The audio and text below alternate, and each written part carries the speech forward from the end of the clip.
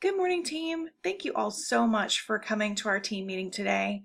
I've asked you to join me for a very important presentation regarding one of our most important and vulnerable populations, our diabetic patients. That being said, I've chosen to title this presentation The Power of One, Empowering Patients to Create Positive Outcomes. First, let's talk a little bit about the basics of diabetes. The unfortunate fact is that more than 114 million individuals in the United States have diabetes or prediabetes, and most of them don't even know it.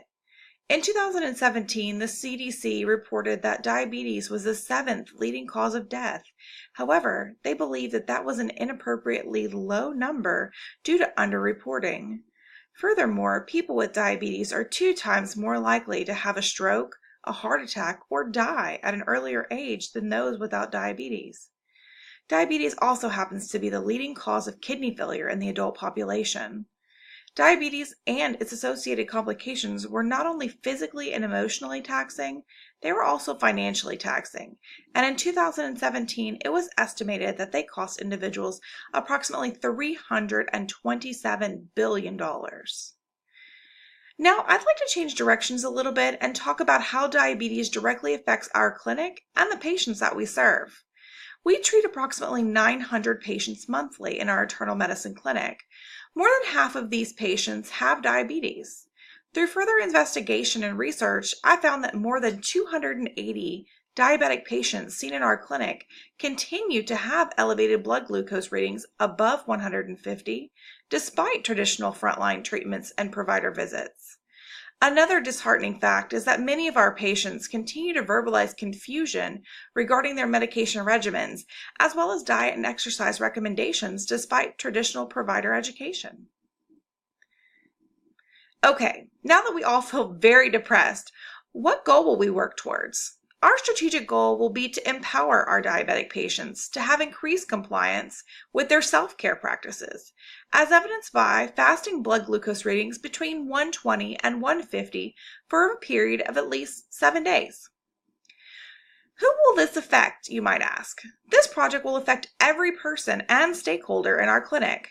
Through a stakeholder assessment, I found that the following individuals hold both power and influence to affect the success of our strategic goal: nursing staff, medical assistants, physician staff, the medical director, practice manager, and most importantly, the patients we serve. This diagram shows that to be successful, we must all work together towards one common goal. To attain this lofty goal, our team must work together seamlessly, following our strategic plan or MAP, to address all necessary items from learning and growth to internal controls, customer experience, and financial sustainability.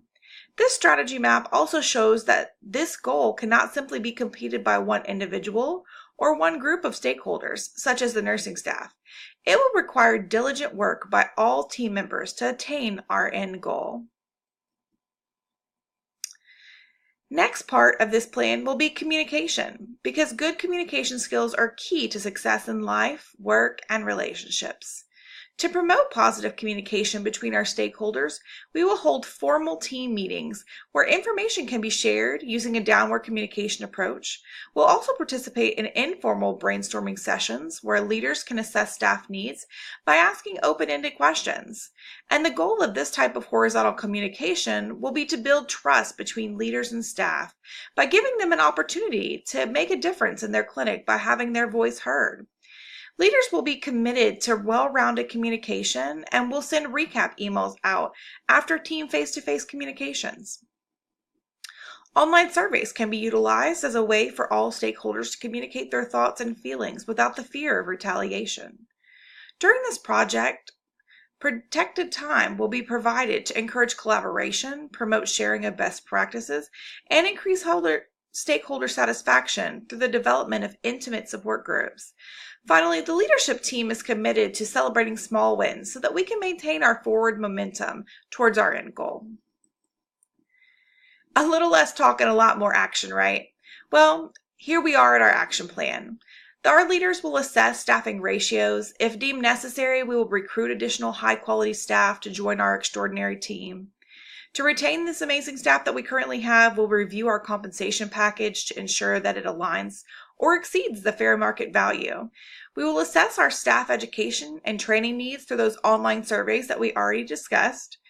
And once we've gathered that information, we'll redesign our staff training programs to meet their identified areas of improvement. We will meet with staff, both formally and informally, to maintain open and candid communication throughout our project. Once our staff is educated, we will arrange for a protected time where content experts can meet to share best practices and state-of-the-art evidence. We will identify our target population, we'll assess their learning needs, and we'll create individualized education plans for our patients and then evaluate their response.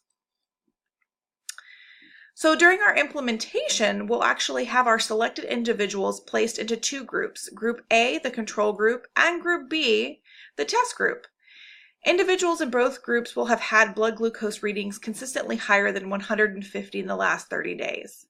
Both groups will receive a traditional 60-minute provider visit, printed handout education, and orders to follow up with their blood glucose log in 14 days. We will set the test group apart in a 60-minute one-on-one nurse visit that is focused on diabetes education.